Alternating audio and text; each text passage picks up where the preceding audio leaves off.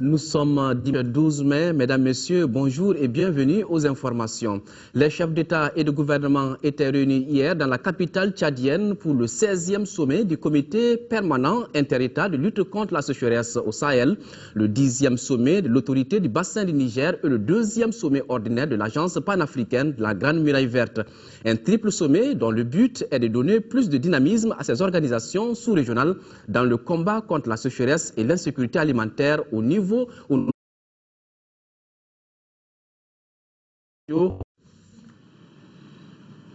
C'est au palais présidentiel de N'Djamena que les chefs d'État et de gouvernement se sont réunis à un sommet. D'abord, le 16e sommet du comité en matière de lutte contre la sécheresse et l'insécurité alimentaire. Le thème retenu pour notre 16e conférence au sommet du SULS, qui est le stockage de proximité, un instrument approprié pour une assurance alimentaire au Sahel, en Afrique de l'Ouest. Cela constitue une préoccupation majeure pour nos pays. Il est donc absolument nécessaire pour nous d'assurer une meilleure maîtrise de l'eau, d'améliorer la productivité de nos terres arables et de mettre en place des mécanismes de stockage appropriés et efficaces. Le SILS qui fête cette année ses 40 ans d'existence s'élargit de 4 nouveaux États. Il s'agit du Bénin, de la Côte d'Ivoire, de la Guinée-Conakry et du Togo, ce qui porte à 13 le nombre des pays membres. L'adhésion de ces nouveaux États au SILS est perçue comme une identité de vie dans le combat contre les défis environnementaux. C'est ainsi que nous réaffirmons que l'initiative des chefs d'État et de gouvernement du SILS en 2004 relative à la coalition mondiale sur l'eau au Sahel exprime notre vision et constitue la réponse appropriée aux défis de la maîtrise d'eau. 2 autres sommets réunissent les chefs d'État et de gouvernement du continent. Il s'agit en l'occurrence du 10e sommet de l'autorité du bassin du Niger et du 2e sommet ordinaire de l'agence panafricaine de la Grande Muraille Verte.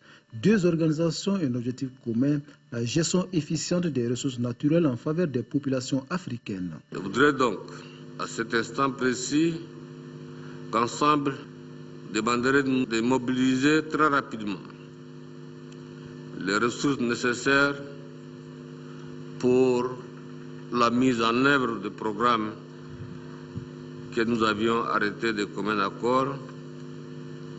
En ce qui concerne l'autorité du bassin du Niger, des résultats importants ont été certes enregistrés. À ce titre, je voudrais par exemple rappeler l'adoption de la charte de l'eau et de ses annexes relatives à la protection de l'environnement et au règlement d'eau. À cet effet, j'invite l'ensemble des États membres à l'application effective et au respect de ces dispositions. Le triple sommet de N'Djamena devra aboutir à des conclusions susceptibles de donner un nouvel élan aux 3 organisations. C'est insupportable que le MNLA empêche la tenue de l'élection présidentielle à Kidal. Telle est la conviction du procureur général près la cour d'appel de Caille.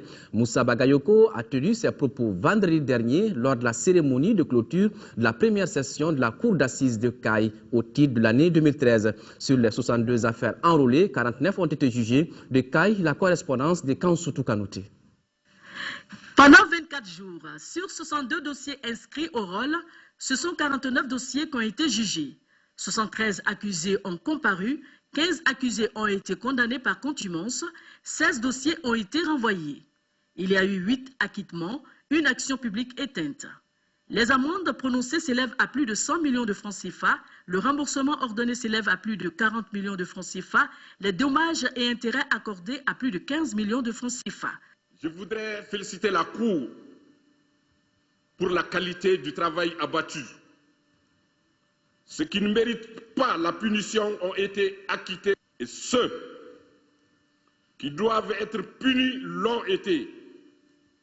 Les parties civiles ont été rétablis dans leurs droits, conformément à la loi et à vos convictions.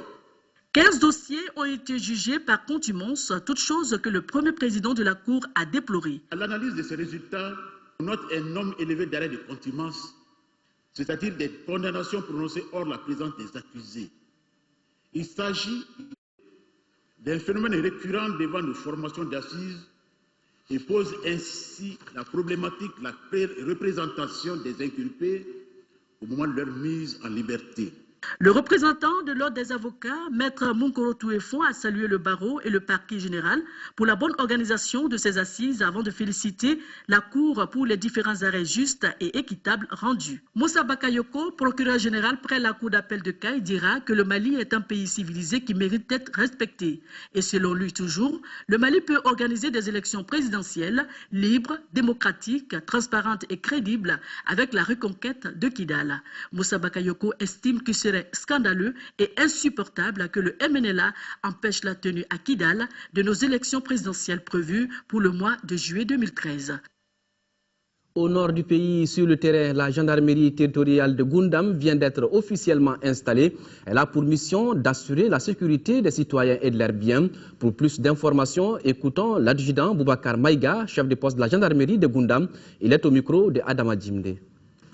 Je vais vraiment dire à la population qu'ils peuvent maintenant dormir tranquille. La gendarmerie est là et nous sommes là pour leur sécurité. Donc à partir des 500, il y a la sécurité à Goundam. Oui, de façon pratique, qu'est-ce que vous allez faire? De façon pratique, nous allons effectuer des patrouilles. Nous allons chercher les renseignements, essayer, comme la prévôté aussi est là, et chercher les renseignements et interpeller les personnes suspectes. À ce niveau, est-ce que vous avez un appel à lancer à la population par rapport à sa collaboration en termes de renseignements et d'informations? Oui, parce que l'apport de la population compte beaucoup. Parce que sans le renseignement, la mission, la gendarmerie ne peut pas. Un appel à la population de venir vers nous en nous apportant les renseignements. Et en fonction de ça, notre tâche sera facile. Le mouvement national des jeunes patriotes du Mali et la coalition des jeunes pour le Mali ont organisé hier une conférence de débat. Elle avait pour thème la culture de la paix dans les œuvres d'Amadou Hampâté Bâ, une activité qui s'inscrit dans le cadre de la commémoration de la disparition de cet homme de culture. Reportage à Guibou Koulibaly. Les responsables du mouvement national des jeunes patriotes et de la coalition des jeunes pour le Mali ont mis à profit la commémoration du 22e anniversaire de la mort d'Amadou Hampâté Bâ pour débattre de la culture et paix dans les œuvres de l'Ulysse disparu.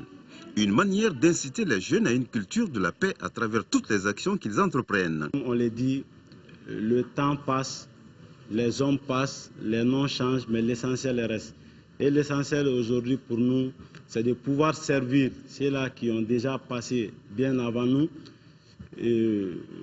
C'est de pouvoir aussi continuer à préserver les acquis de développement de notre chère patrie et à persévérer dans cette continuité. Occasion pour le conférencier de faire un tour d'horizon sur la biographie, les œuvres et les principes d'Amadou Hampâté Bâ. Amadou Hampâté Bâ était un homme qui, dans ses œuvres, a porté et a défendu beaucoup de valeurs, des valeurs de solidarité, des valeurs de paix.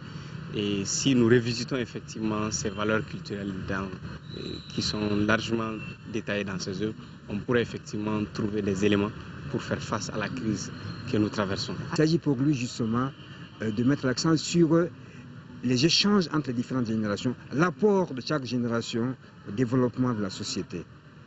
C'est dans cet esprit justement qu'on peut comprendre l'apport d'Amadou Hampâté Bâ à la culture de la paix en tenant compte de l'actualité que nous sommes en train de vivre aujourd'hui au Mali.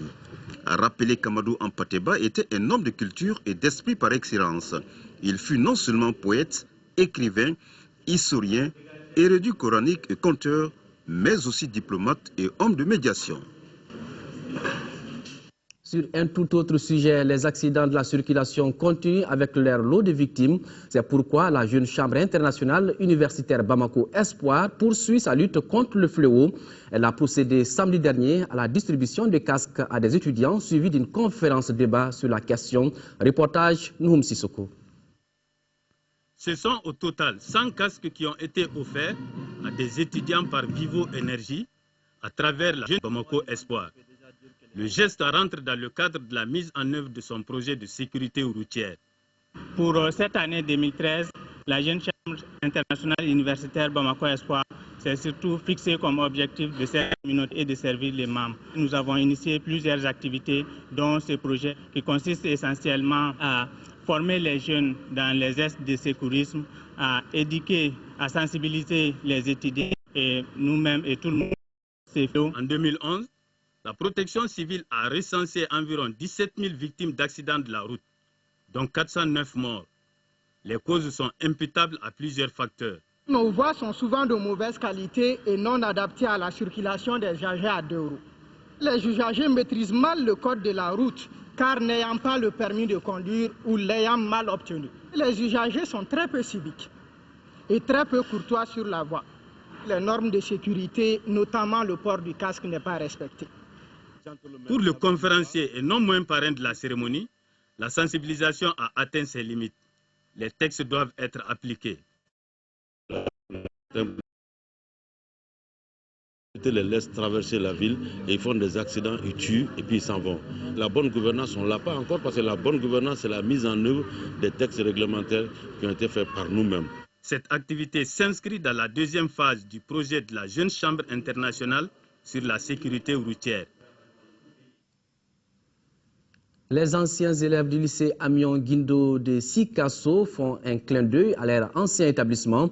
Regroupés en amical, ils ont procédé jeudi dernier à une importante donation de fournitures et d'équipements. Sekou Konaté.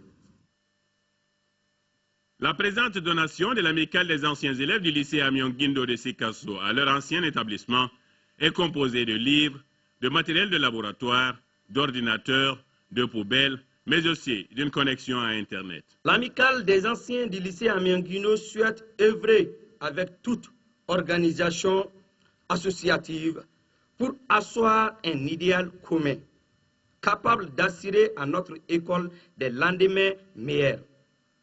Pour l'administration scolaire du lycée, l'association des parents d'élèves et autorités régionales, ce geste des anciens est la parfaite illustration de la reconnaissance du service rendu, mais aussi et surtout de l'engagement à œuvrer dans un esprit de solidarité et d'entraide. Cela prouve qu'ils ont un bon souvenir de l'établissement, non pas encore. Puis ça, sur le développement de l'éducation du Mali en général et du développement de l'éducation dans la région de Sikasso en particulier. Une cérémonie de remise est ponctuée par de nombreux messages de reconnaissance aux promoteurs. Ousseini invite à une école performante et apaisée en cette veille des examens de fin d'année. Et la prestation de Petit Menta, un ancien de ce lycée, est venue agrémenter la cérémonie. La compétition du village de la commune de Koulou dans le cercle de Kita a connu son épilogue jeudi dernier.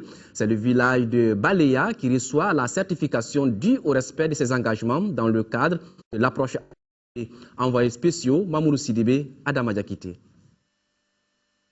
Parmi les 10 villages qui étaient en compétition, c'est le village de Baléa dans la commune rurale de Koulou, cercle de Kita, qui a reçu ces villages. Ainsi, on aura pu respecter les critères de sélection. Après le suivi, la supervision, on essaye de voir si réellement chaque famille a une latrine. Et on se rassure aussi qu'il y a un dispositif de lave-mains, c'est-à-dire qu'il y ait au moins de l'eau centre pour les pauvres et de l'eau plus savon pour les peu nantis.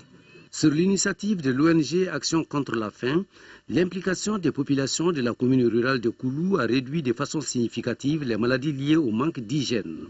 Que le village comprenne qu'il a atteint d'abord le stade FEDAL, fin de défécation à l'air libre, qu'ils ont été certifiés par la Direction nationale de l'assainissement, avec 2 plaques et une attestation qui leur a été remise pour qu'ils ne reviennent plus en arrière. Pour sonner le glas de la fin des défécations à l'air libre, 271 latrines familiales sont de nos jours disponibles dans la commune. Ces agents ont tout donné pour que ce matin, 9 avril 2013, soit, c'est-à-dire la certification. Depuis son implantation dans le cercle de Kita, des actions de l'ONG internationale Action contre la faim axées sur la nutrition, la sécurité alimentaire et l'assainissement ont été appréciées par tous les intervenants. Depuis 32 ans, la communauté des Rastas à travers le monde commémore la disparition de Bob Marley. Hier, 11 mai, date de cet anniversaire ici au Mali, c'est une conférence de presse qui a été animée au Carrefour des Jeunes à cette occasion. Compte tenu de la situation actuelle de notre pays, contrairement aux autres années, il n'y a pas eu de manifestation. Les détails, c'est avec Modibo Souare.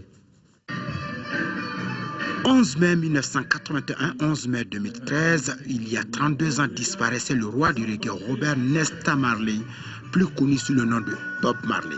Pour commémorer le 32e anniversaire de sa disparition, la communauté Rasta du Mali, Kourasma, a organisé une conférence débat. Le thème choisi par les organisateurs est intitulé Bob Marley, le reggae et les élections.